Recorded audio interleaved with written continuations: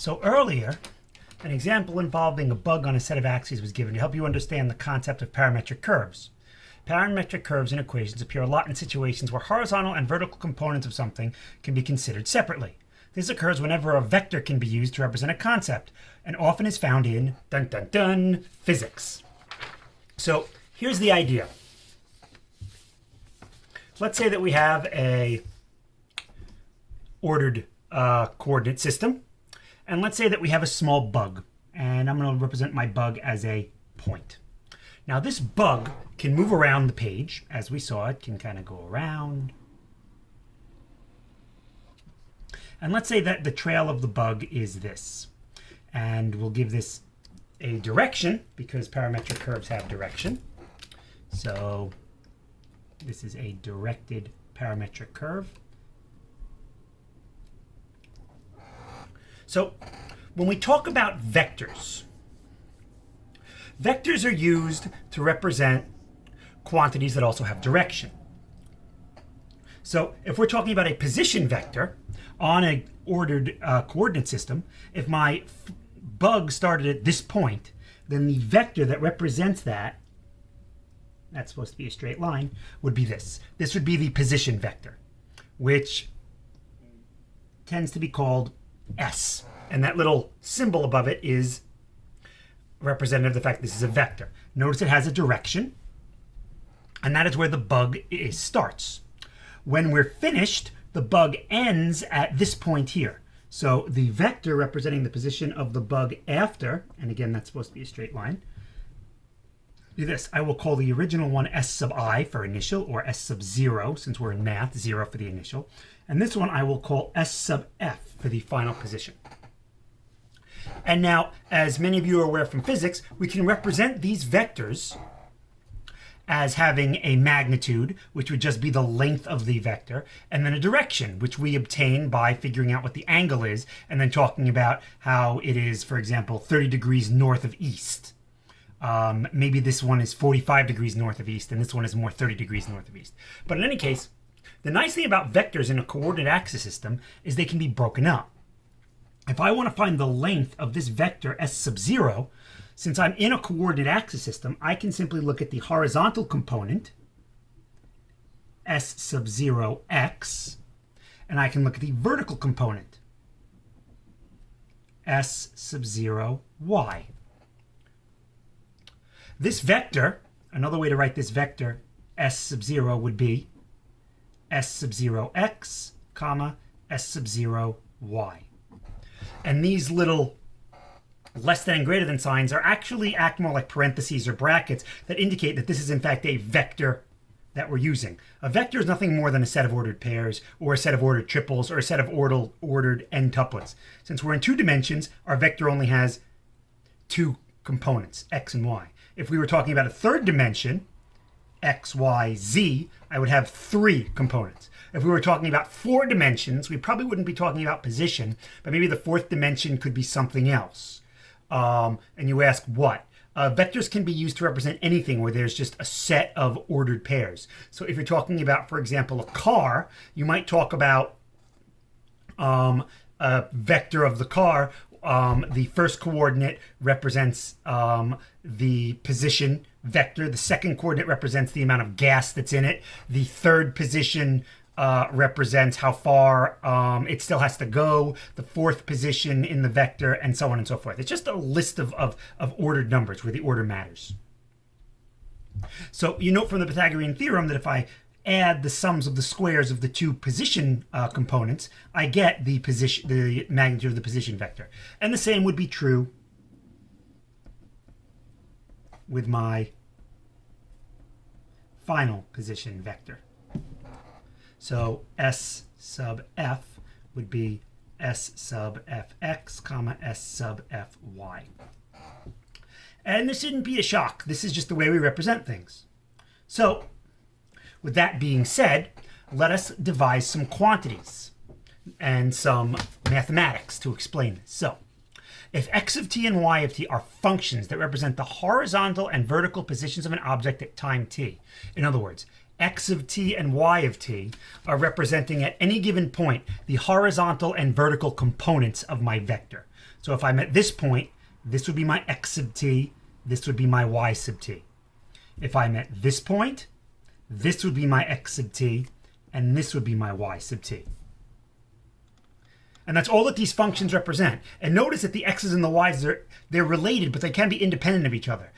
We can track the horizontal position without having to track the vertical position. And the same, we can track the vertical position without having to track the horizontal position. A change in a horizontal position here doesn't affect directly the change in the vertical position, because it's all dependent upon this variable t, this time. So we define dx dt and dy dt as the horizontal and vertical velocities, respectively. And that comes from the definition of velocity as being the derivative of the position. So if I'm going to differentiate components of a vector, I get components of a different vector. So in this case, since x of t and y of t are components of the position vector, dx dt and dy dt would be components of the velocity vector. And then if I take the second derivative with respect to time, I get the horizontal and vertical components of the acceleration. So x of t, y of t are the position vector. Dx dt, dy dt is the velocity vector, and the second derivatives is the acceleration vector. And now the speed. The speed is the magnitude of the velocity vector. So if I'm once again dealing with vectors, and instead of looking at the position, I'm looking at the velocity. So if you remember, the velocity is just the derivative, so it would be like the slope of the tangent line. So here, if I'm talking about the velocity vector, the velocity, since my bug is traveling in this direction, this would represent some velocity vector at time t, where t is where the bug is at this point. So then the components of that velocity vector would be v sub y and v sub x. And notice that they can be in the negative directions. That's taken care of by the vectors themselves. If I want the magnitude of the velocity vector, then all I do is I use the Pythagorean theorem. And note that the velocity itself can be positive or negative, but the magnitude of the velocity vector will always be positive because it's a length. So when we talk about the speed, that's just the magnitude of the velocity. That's the square of the velocity horizontal component, the square of the velocity vertical component, take their sums and square root it. That is just the Pythagorean theorem. And if I want the total distance traveled, well, the total distance traveled is just the integral of the speed. Basically, if you remember, to find the change in position, I integrate the velocity. Well, if I want to find the total change in distance, I simply treat all velocities as positive and I add up all of the different changes in position. So that I take all of the positive positions, how far did it change when it moved from left to right, how far did it change when it moved from right to left, and then just add up those absolute values. And that's what this is doing. We simply are taking the integral from a to b of the speed. And the speed is always positive. So let me give you an example. A particle moves on the xy plane so that at any time t, the position of the particle is given by these two components of the position vector. Which means when t is 0, I'm at the origin. And when t is 1, I am at the point 5, 0. So I return to the y coordinate of 0, but the x coordinate is now 5. Find the velocity vector when t is 1.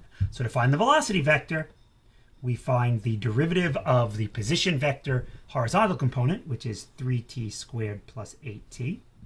And then we find that when t is 1, and we get that that's 11. We find the derivative of the vertical component of the velocity vector. And then we find that when t is 1. And that is 1. So the velocity vector at time 1 would be 11, 1. If this is simply a coordinate, then the bug or the particle would be at position 11, 1. But since it's a position vector, that means that I can represent that as being a vector from the origin to the point 11, 1, pointed in that direction.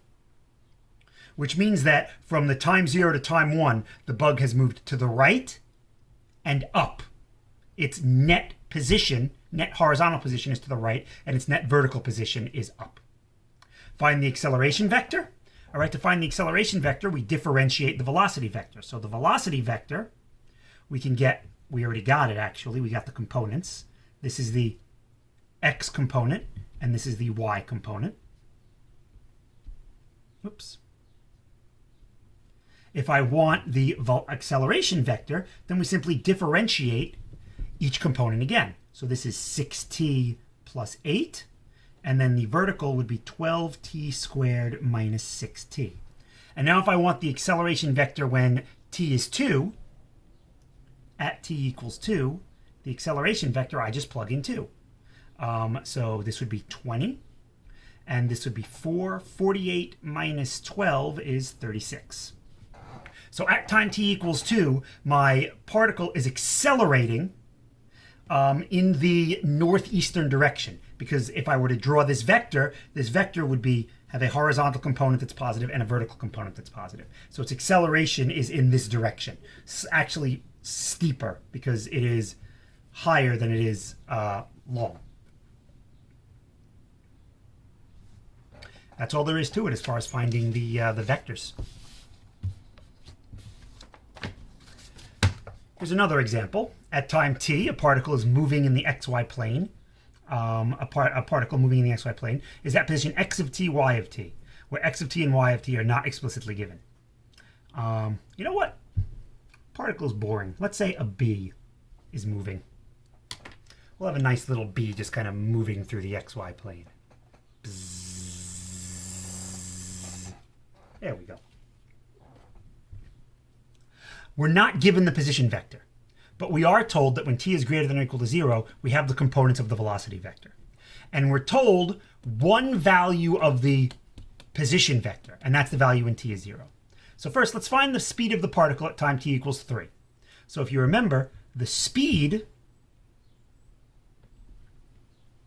is just the square root of the components of the velocity vector, because all we're doing is finding the magnitude of the velocity vector. So if I need that at time t equals 3, then it's a matter of just plugging in 3 to each of these and then squaring them. So the speed at t equals 3 will be the square root of, so let's see, if I plug 3 into dx dt, I get 13. If I plug 3 into dy dt, I get 6 sine of 9. So the speed will be 169 plus 6 sine 9. Whatever that value is. If you want to use a calculator and approximate it, go ahead. And then it also says find the acceleration vector of the particle at time t equals 3. So the acceleration vector is going to be the second derivative of x and then the second derivative of y. So the derivative of the velocity horizontal component is 4, always. And the derivative of the vertical component, well, this will be a product rule with a chain rule. So first, derivative of the second is cosine of t squared times 2t plus the second sine of t squared times the derivative of the first.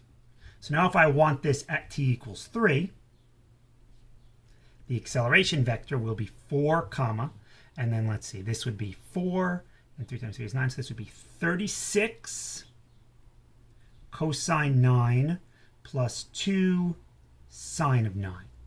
Whatever that turns out to be. That's my acceleration vector at time t equals 3.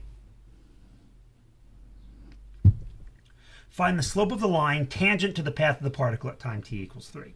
Well, this harkens back to what we did on Wednesday. So if I want the slope of the line, I need to find dy dx. And that I use the chain rule for, dy dt over dx dt. And I'm going to do this at t equals 3. So what is that? That is equal to, well, dy dt at 3 is 6 sine 9. No, I'm sorry, is... oh, I forgot to square this up here. That should be 36 sine squared of 9. Whoops. Oh well, but I fixed it. Anyway, good catch by me. Dy dt, when t is 3, this will be 6 sine 9. And dx dt, when t is 3 will be 13. And that is the slope of the line tangent to the path of the particle at time t equals 3. Find the position of the particle at time t equals 3. If it wants the position, it's asking me for the position vector. So in order to find the position vector at t equals 3, I'm going to use the fundamental theorem of calculus. And I'm going to do it component-wise. You see, I already have the derivative of the position, dx dt, and I already have the value of the position at the point when t is 0. And I want it when t is 3. So what I will do is I will examine the integral from 0 to 3 of 4t plus 1 dt. And I know that that's going to be equal to x of 3 minus x of 0. And now what we can do here is I could take the time to integrate that right side, but I know that coming from the, if I do the y component, I'm not going to be able to do that very nicely. So instead, what we'll do is change my mode here back to function for the time being. I'm just going to use the calculator to integrate. So, because I'm going to assume by now that we can all integrate. So if we integrate from 0 to 3 of 4t, or in this case x plus 1. Oh, and by the way, interesting thing. If you change the mode so it's back to parametric equations, and then I come back here, my x button will now put a t in. So if I'm in parametric, the x button uses a t. If I'm in polar, it uses a theta. If I'm in sequence, it uses an n. So what is this integral? It is 21. So I get 21 equals x of 3 minus, and we're told x of 0 is 0. So then we know that 21 is x of 3. And now we need to find y of 3. So I will do the same thing. I will integrate from 0 to 3 of dy dt, 2t sine of t squared. And I could do a u substitution here, but again, in the interest of time, I'm going to assume you all can do the u substitution on your own. This is going to be y of 3 minus y of 0. So if I plug this in the calculator, we get the integral from 0 to 3 of 2t sine of t squared dt. And that gives us 1.9111, etc., 1.911130262. And that's going to be y of 3 minus, and then y of 0 is negative 4, so this would be plus 4. So then y of 3 will be this minus 4. So y of 3 will be negative 2.0889. I'll round to 4 decimal places. And that is y of 3. So that means that my position vector, the position that I wanted, is 21, comma, negative 2.0889. And there's the position of my particle, or my b, at time t equals 3. And then finally, find an integral expression that represents the total distance traveled by the particle over the time interval from 0 to 3. So this is just plugging into the formula. This is going to be the integral from 0 to 3 of the speed. The speed, we already calculated up here, except we calculated it at t equals 3. We're going to do it in general here. So this would be 4t plus 1 squared plus 2t sine t squared squared dt. And if we're curious, we could plug this into the calculator and get the speed, although the problem doesn't say to. So I leave that as an exercise to you. It just says find an integral expression.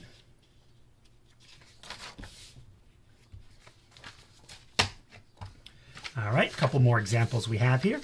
Example 7, use a calculator to help you evaluate the integrals you will obtain in this problem. Okay, an object. Let's say it's a b. It's a b. Here's our b again, kind of just buzzing around the xy plane. So there's our b. An object moving along a curve in the xy plane is at position x of y, comma, x of t rather, comma, y of t in terms of t. So we are only told the components of the velocity, the horizontal component and the vertical component. We are also told that time t equals 1, the object is at position 2, negative 3. Okay. write an equation for the line tangent to the curve at position 2, -3. Okay, so this is going back to what you did on Wednesday. This wants the equation of a line, so we need dy dx, which is dy dt over dx dt. Okay, so since at the point 2, -3, that's when t is 1. So at t equals 1, this is going to be, well, dy dt at 1 is secant of e to the -1, and dx dt is tangent of e to the -1. And I'm just going to leave it like that. So the equation of the line would be y minus, or y plus 3, because that's the y coordinate, equals the slope, secant of e to the -1 over tangent of e to the -1 times x minus 2. If you want to plug this into the calculator, you can. I'm not going to. Okay, part B. Find the acceleration vector and the speed of the object at time t equals 1. All right, the acceleration vector in general will be the components of the acceleration, which is the second derivative of each of x and y. So the derivative of dx dt will be chain rule, outer with respect to inner, secant squared of e to the -t, and then inner, that's e to the -t. The derivative of e to the -t is times negative e to the -t. And then y, the derivative of secant, is secant e to the -t tangent e to the -t.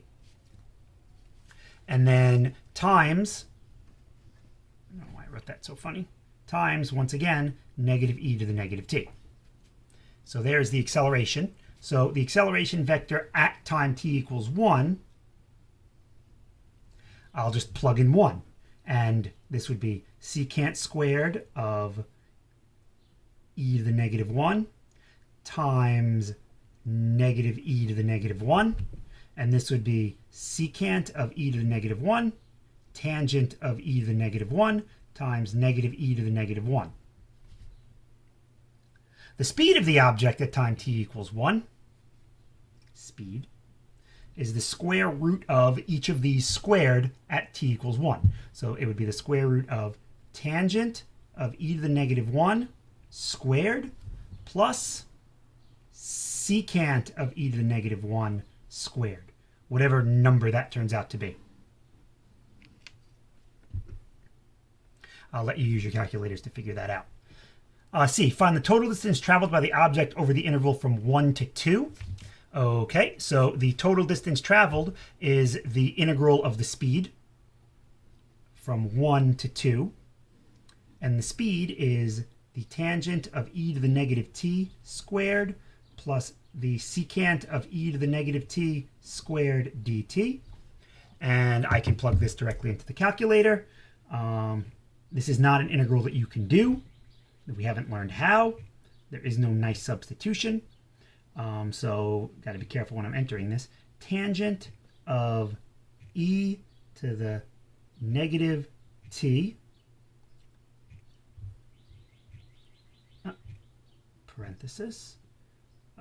parenthesis squared plus open parenthesis secant. All right, I don't have a secant button, so now I've got to do 1 over cosine. 1 over cosine of e to the -t, and then this whole thing squared dt. And the result is 1.1233. So whatever units I'm going in, my b is flying as that many units per time unit. That many distance units per time unit. Okay. Is there a time t greater than or equal to 0 at which the object is on the y-axis? Explain why or why not. Okay, so this is an interesting one. So we know that at time t equals 1, I am at the point -3. The question is, what's happening to the y-coordinate between 0 and 1, and what's happening afterwards? So secant of e to the t, what does that look like? What does secant of e to the t look like? Well, if I graph secant of e to the t, And I'm going to have to go back to my functions to do that. Okay. Secant, which is 1 over cosine, 1 over cosine second e to the negative x. And you probably already have an idea about this. Change my window so it goes from 0 to 10. Zoom fit.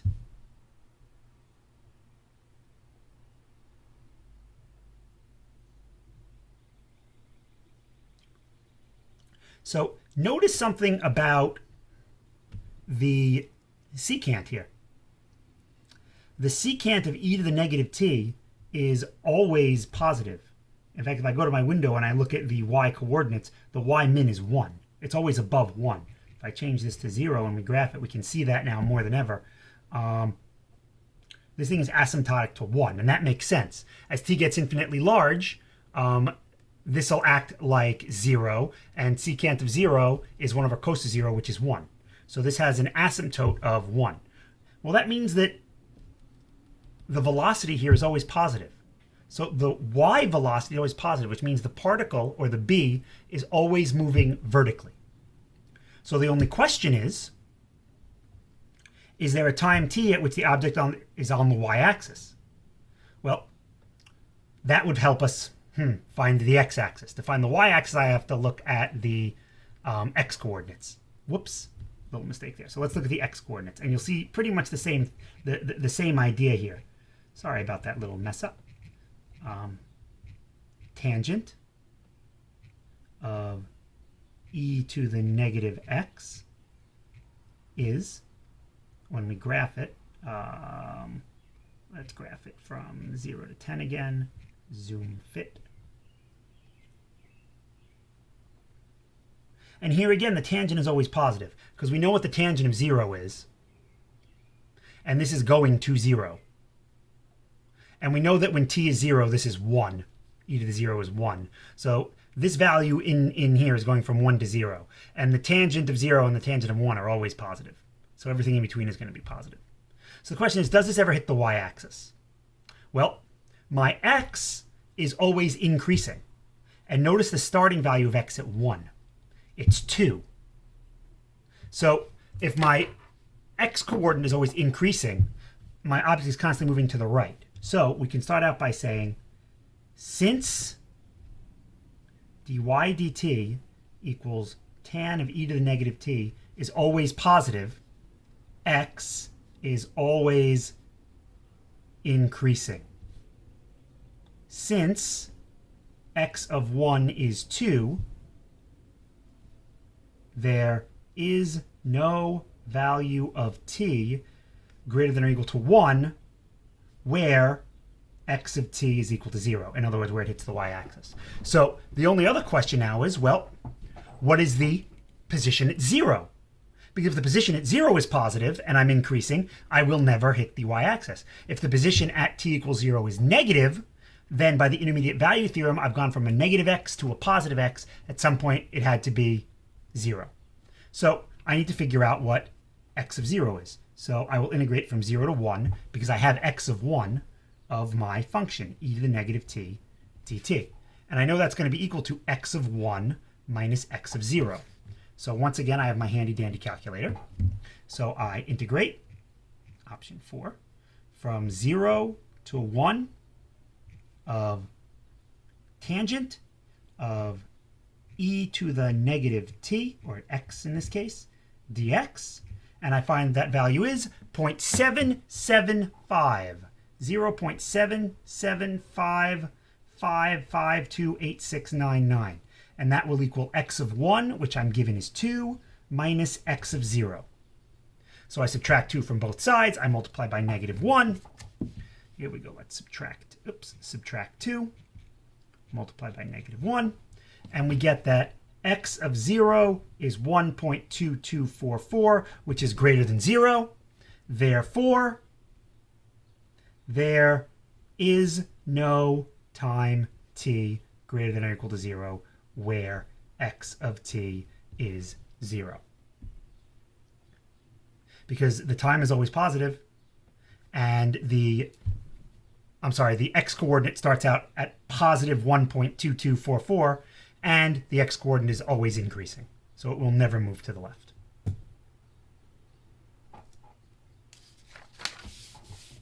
Final problem. An object moving along a curve in the xy plane. What object? How about a bee? So we have a bee moving in the xy plane. Bzzz. That was the xyz plane, just the xy plane. Bzzz. I wonder what the rate of change of the growth of this bee is. What is the growth of this bee? It seems to be getting bigger. With, again, dx dt and dy dt as values. At time t equals 0, the object is at position negative 13, 5. At time t equals 2, the object is point P with y coordinate 3. So I don't know the x coordinate at time t equals 2. Find the acceleration vector at time t equals 2 and the speed. So once again, the acceleration vector in general will be the derivative of the components of the velocity. That would be 12 minus 6t for the x.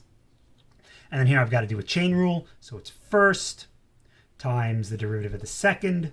So that's 1/2 times 3t squared plus 4 to the negative 1/2 times the derivative of the inner, which is 6t, plus the second times the derivative of the first, 3t squared plus 4. So at time t equals 2, will give me 0 here. And here, let's see, this is 12 times 12 is 144. Divided by 2 is 72 over, let's see, if this is 2, 2 squared is 4, times 3 is 12, plus 4 is 16, square root of 16 is 4, plus 12, 16, 4, 24, or that's 0, comma, 72 divided by 4 is 18, plus 24 is 42. So there's my acceleration vector. The speed at time t equals 2 is just the square root of dx dt at 2, which is 24 minus 12, which is 12 squared, plus, let's see, 12, 16, this is 4 times 12 is 48 squared, and I'm not sure what that is. 12 squared plus 48 squared is the square root of 2448, which I don't believe is a perfect square. It is not. Boom. Find the x-coordinate of point P. So I'm given the x-coordinate time t equals 0. I want the x-coordinate time t equals 2. So I integrate from 0 to 2 of dx dt, 12t minus 3t squared dt, and that will give me x of 2 minus x of 0. In the interest of time, I will plug this into the calculator. 0 to 2 of 12t minus 3t squared dt. 16, very nice, equals x of 2, which I'm looking for, minus x of 0, which is negative 13. So that's plus 13. So x of 2 is 3. Write an equation for the line tangent to the curve at P. Well, now I know that at point P, I'm at the position 3, 3. So now I just need dy dx at t equals 2. That is equal to dy dt over dx dt at t equals 2. Dy dt at 2 is 4 times 48. Dx dt at 2 is 24 minus 12 is 12. So that's 4. So the equation of the line is y minus 3 equals 4, x minus 3.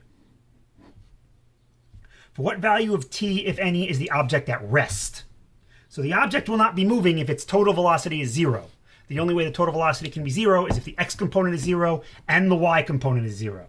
So we have to set dx dt equal to 0. We have to set dy dt equal to 0. And then we have to see if there's a time t where both of these conditions are satisfied. So 12t minus 3t squared equals 0. Factor out a 3t. 4t minus 1 is 0. We get t is 0 and t is a quarter. Here we have 6t times the square root of 3t squared plus 4 is 0. We get that t is 0, or we get that 3t squared plus 4 is 0. And this is going to leave me with non-real solutions. And we don't deal with non-real numbers in calculus. That's complex analysis, which, if you're lucky enough to take that in college, is very interesting. You have to take it after Calc 3 in linear algebra, though. So we do have a time in common, t equals 0. So at t equals 0, the object, the b, is at rest because dx dt is 0 and dy dt is 0. And that, ladies and gentlemen, is the basic idea behind parametric functions. And you've seen them both as representative of curves, and you've seen them as now vectors. So this lesson gets the Cetron seal of approval, or perhaps seals of approval. Be good, everybody. Be good.